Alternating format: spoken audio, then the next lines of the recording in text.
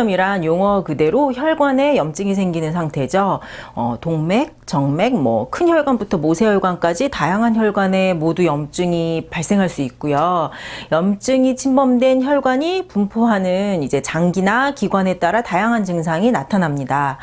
혈관은 머리끝부터 발끝까지 오장육부 전신 어디에나 다양한 곳에 분포되어 있기 때문에 혈관염으로 인한 증상은 염증 침범 부위에 따라서 다양하다는 것이 특징입니다. 보통은 염증이 발생하는 혈관의 크기에 기초를 두고 혈관염을 분류하는 것이 일반적인 방법이죠. 혈관염의 대표적인 그리고 전신 증상은 원인 모를 발열이나 두통, 혹은 체중 감소이고요. 염증이 발생한 혈관 부위에 따라서 조금 더 세부적으로 본다면 뇌혈관을 침범했다면 뇌졸중, 심장을 침범하면 심근경색이나 고혈압, 소화기관의 혈관에 염증이 발생했다면 혈변, 복통이 나타날 수 있겠고, 신장을 침범했다면 사구체 신염, 그다음 관절이나 근육을 침범했다면 관절통, 근육통, 관절염 등등이 발생할 수 있습니다. 또 눈이나 코나 입이나 귀에 있는 혈관을 침범할 경우에는 시력감퇴가 오거나 비강에 출혈이 일어나거나 구강의 궤양, 구강 내 출혈, 청력 감퇴 등도 나타날 수 있죠. 그리고 이제 피부의 혈관에 염증이 발생한다면 홍반, 자반, 망상청피반 혹은 이제 궤양을 형성하는 청피반성 혈관장애 등과 같이 다양한 피부 증상이 나타납니다. 특히 피부 혈관염은요, 얼핏 보기에는 피부의 붉은 반점이나 색깔의 변화 혹은 궤양이 생기는데 세세히 살펴보지 않으면 피부염과 같은 이제 피부 질환으로 간과하기 쉽기 때문에 잘 살펴보셔야 합니다. 피부 혈관염은 피부색의 변화 혹은 자반, 결절이나 홍반, 수포, 궤양, 두드러기양, 구진, 팽진 이런 것들이 동반되기 때문에 얼핏 보면 피부 질환하고 비슷하죠. 하지만 피부염은 피부 증상이 나타남과 동시에 가려움이 주로 동반이 되고요. 더불어 이제 피부 조직의 염증성 변화로 인해 고름, 화농, 가피 등이 발생합니다.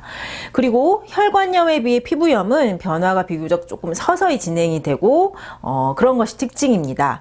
반면 혈관염으로 인한 피부 증상은요, 피부의 변화가 아니라 피부 혈관, 피하의 혈관의 변화이기 때문에 피부 자체의 화농보다는 얇은 피부가 얇은 부위 밑에서 출혈이 생겼다면 피부에 미란이나 그런 것들이 생길 수 있고요. 혈관의 폐색으로 인한 궤양도 생길 수 있습니다. 또 피부염은 2차 감염이 일어날 경우만 발열이 나타날 수 있지만 그 밖에 이제 전신 증상이나 다른 통증이 일어나지 않죠. 반면 피부 혈관염은 통증, 저림, 자결감 등의 감각 이상과 부종, 관절통, 복통이나 혈뇨, 혈변과 같은 다양한 증상이 나타날 수 있습니다. 다양한 형태로 발생하는 이러한 혈관염은 약물 혹은 감염과 같은 다양한 요인이 원인으로 제한이 되지만 자가면역 반응으로 발생한다라고 보는 것이 가장 타당하다고 생각됩니다. 자가면역 질환이라 면역체계 이상으로 이제 면역체계 고장이 나서 해로운 물질이 있지도 않은데 면역 반응이 일어나서 공격을 하는 것이죠. 자가면역 반응으로 염증이 발생하면서 혈관벽이 손상되고 두꺼워지거나 혈전 같은 것들이 생성되면 혈류순환을 방해하게 되고요.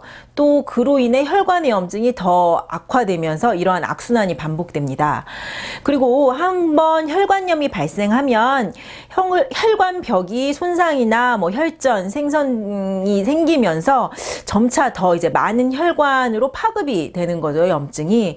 그렇기 때문에 피부 혈관염의 초기에는 이제 외관상의 문제만 있을 수 있고 전신 증상이 없을 수는 있지만 언제든지 급작스럽게 다른 혈관으로 파급이 되어서 전신 증상이 나타날 수 있기 때문에 초기 치료를 간과하지 않아야 한다라는 것이 중요합니다.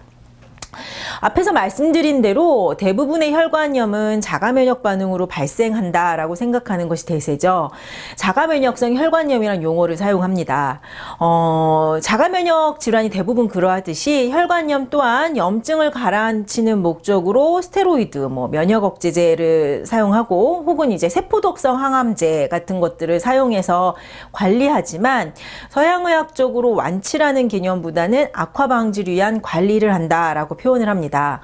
그렇기 때문에 사용하는 약물의 작용 기전도 이제 면역 시스템이 고장이 났는데 이것을 어떻게 바로잡는 것이라는 것보다는 면역 반응이 자체가 일어나지 않거나 혹은 세포 분열을 억제해서 증상을 이제 진정 억제시키기 때문에 장기간 약물의 사용 후에는 신체에 다른 좋지 않은 반응이 나타날 수 있습니다. 혈관의 염증으로 일어나는 혈관염. 이제 혈관은 우리 몸의 곳곳에 분포하고 있고 혈액이 지속적으로 흘러다니는 통로이기 때문에 질환의 변화나 악화 속도가 빠를 수 있습니다. 따라서 초기 치료가 중요하죠. 또 하지만 반대로 생각하면 혈액이 끊임없이 흐르고 이제 살아있는 통로가 혈관이니만큼 체질에 맞는 올바른 치료가 바탕이 된다면 회복 재생도 빠르게 진행이 될 수 있습니다.